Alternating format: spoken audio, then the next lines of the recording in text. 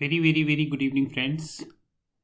This side Rahul Magan here as a Group Chief Executive Officer, Treasury Consulting, and also a venture capitalist. Today, I'm going to be talking about the power purchase agreements to be covered by the electricity exchange very soon to be set up by Treasury Consulting. Power purchase agreements are one of the most important agreements we have in the world of electricity. But somehow the form, features, shape, size, and all these things are more or less intact and orthodox. Now, power purchase agreements, to be very honest and precise, is signed between two parties. Now, how exactly it works? Suppose there is a power producer.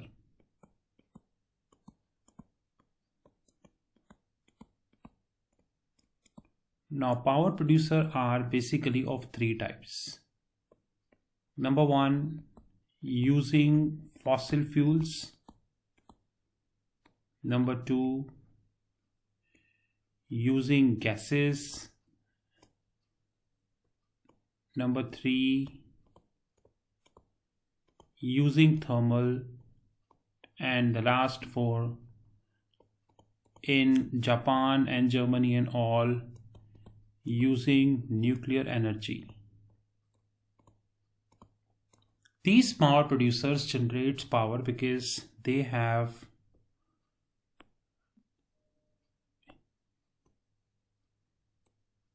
plants.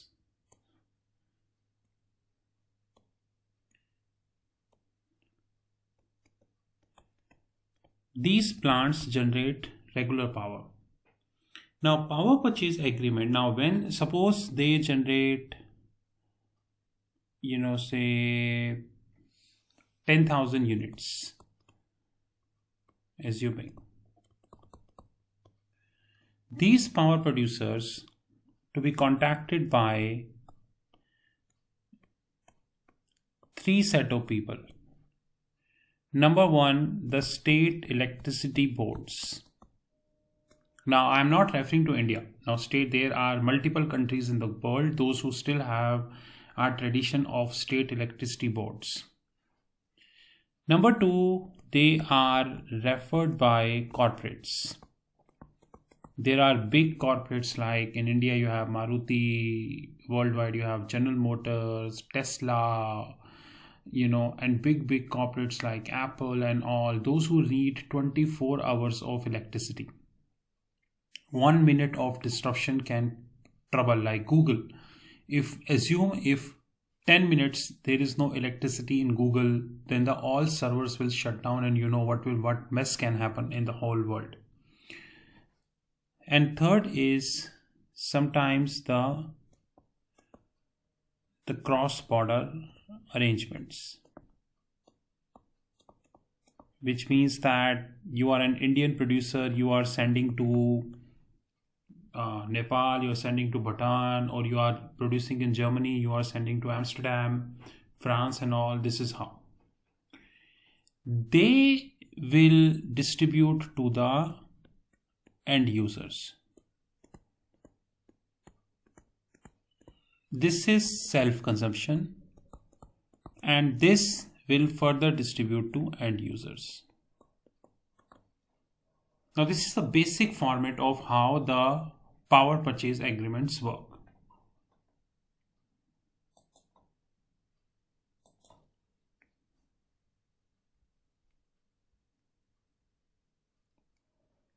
Now, standing today, I am changing something which is called purchasing agreement to power.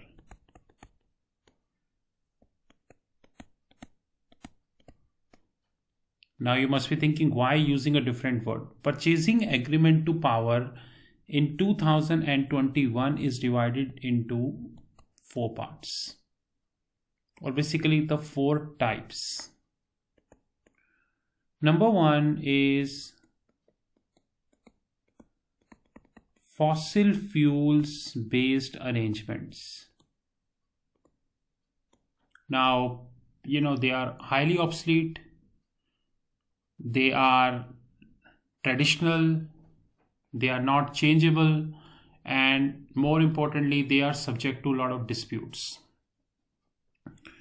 One is nuclear power based agreements. In India also we have Nuclear Power Corporation of India, NPCIL.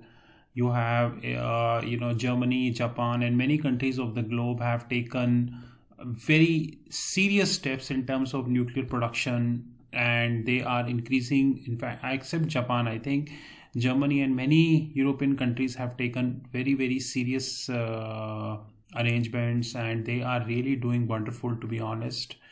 Not bad. And though these kind of agreement, one is who are very famous nowadays. One is known as renewable agreements. Now, renewable agreements, here it covers the solar and different. Primarily it covers the solar piece. And one which is emerging is blended. Now, am I supposed to tell you what is blended? Now, blended means some part is fossil, some part is nuclear, and some part is renewable. So, in a power purchase agreement, when it comes to cost, to be honest, then the highest cost, I'm ranking in terms of the highest cost. First is here. In terms of the second is there, and the least cost is here as of now. Now, let me tell you a few important things of the power purchase agreements. In any power purchase agreements, these things are highly mandatory. Number one. Now, let me quote a simple example. Suppose there is a power producer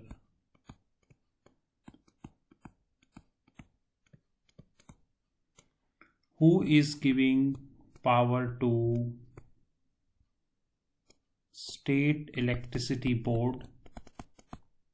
Now, there are two types of arrangements sometimes. The one type of arrangement is that the power producer will give only to one unit of State Electricity Board, and State Electricity Board will distribute this to their different units.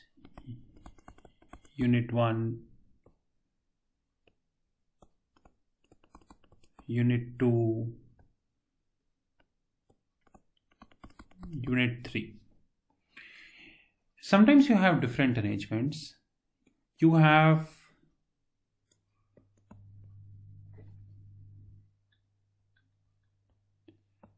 power producer unit 1. Sometimes you have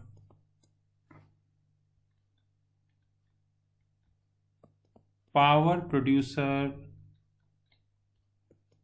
unit 2. They would be directly supplying to SCB unit 1. They would be supplying to SCB unit 2. Well, guys, this is known as one phase arrangements or one phase agreements, because you are facing this party. You are not facing the units, and once you are not facing the units, the transmission and the distribution losses are very, very low. Now, this is known as, and little complicated to be honest, multi-phase arrangements.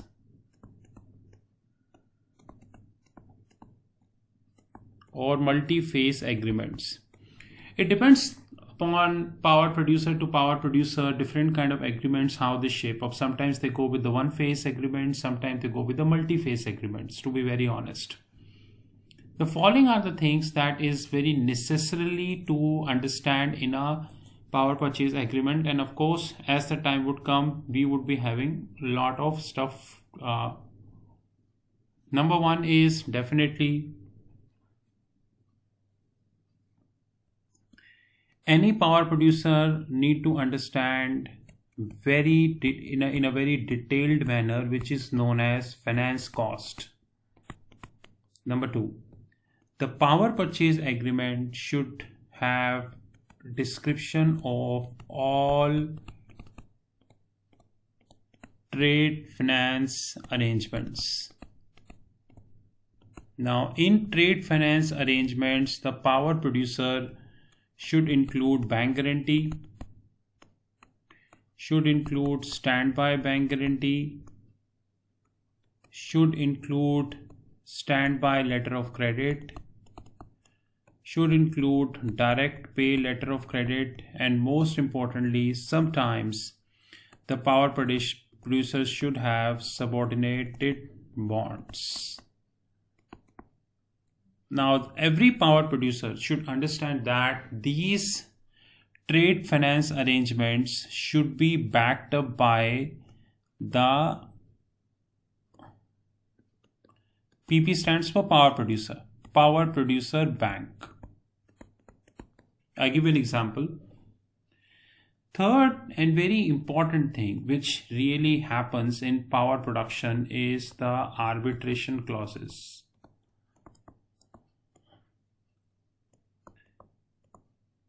Number 4 is definitely the Incoterms.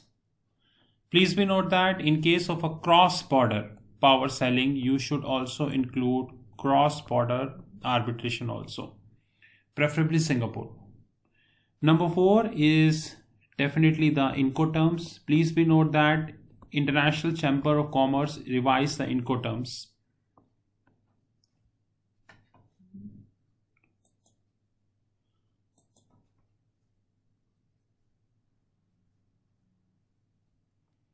Number 5th is, and very important, is the hedging. Because to get a power plant working, many a times a power producer take a lot of dollar funding.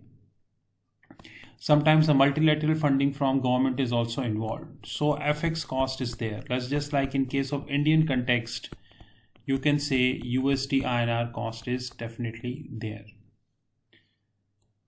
Number 6 and very important is lease agreements, which includes operating lease,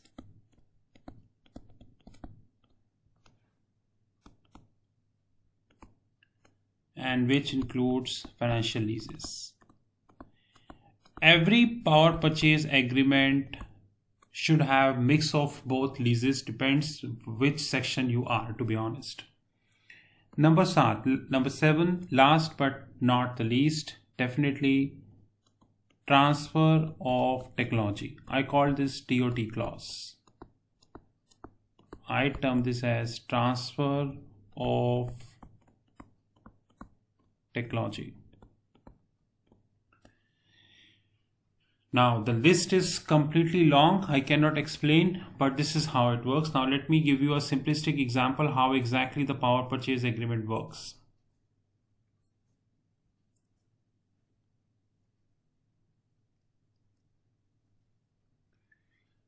Suppose we have a power producer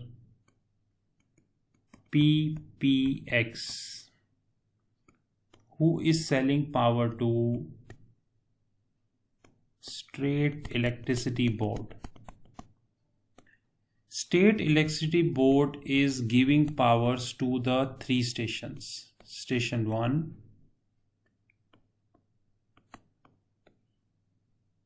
Station 2,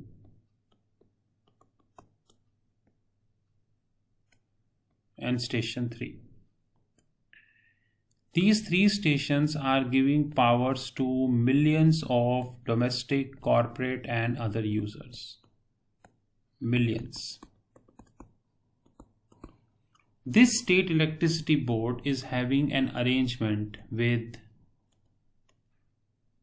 State Bank of India, Mumbai. So they are giving the bank guarantee and the trade finance instrument in the favor of PPX, and PPX is having an arrangement with the JP Morgan Chase Mumbai. You must be thinking that why I mentioned JP Morgan Mumbai, why in case of State Electricity Board I mentioned Indian banks. Guys, when we talk about the trade finance instrument like bank guarantee, standby bank guarantee, SBLC, DPLC and all, only the foreign banks are having the capability to monetize that. They can only offer these transactions. Indian banks have no capability to get this done. And more importantly, the LTV, the loan to value ratio is very high. Like I give you a simplistic example to conclude the discussion. How a power producer can save the cost. This is power producer, PPX. They got, this is SEB, State Electricity Board. They got trade finance of 1000 crores from SEB. Reason? They supplied the power of 1000 crores to SEB. Now, majority of the power purchase agreement will keep this in their balance sheet and just relax. But what is the right solution is that? The right solution, they should go to their bank,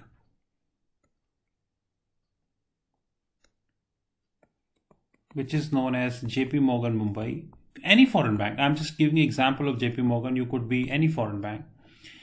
They get this monetized,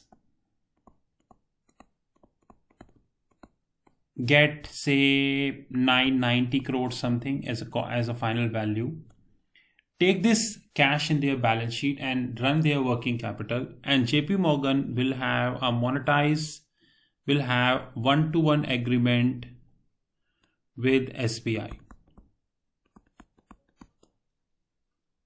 But one of the most important thing is that this can only possible provided once you are signing this agreement, which is known as PPA, Power Purchase Agreement, or Purchase to Power Agreement. You should have a detailed monetization clause there. And I have seen many purchase agreements on Google, and since our consultancy is there, many being provided to us, but I have hardly seen anyone having that. This is the first video of how power purchase agreement actually work. In case you have any question, you can WhatsApp my handheld number, which is +91 9899 242 978. You can WhatsApp our back office number, which is +91 9818 485155. Or you can visit our platform www.fixedincome.global. Thank you, and I assure you that in 2021, Treasury Consulting Group Electricity Exchange would be live, that's for sure, and we would have many products in electricity segment. Have a great time ahead, guys, and talk soon.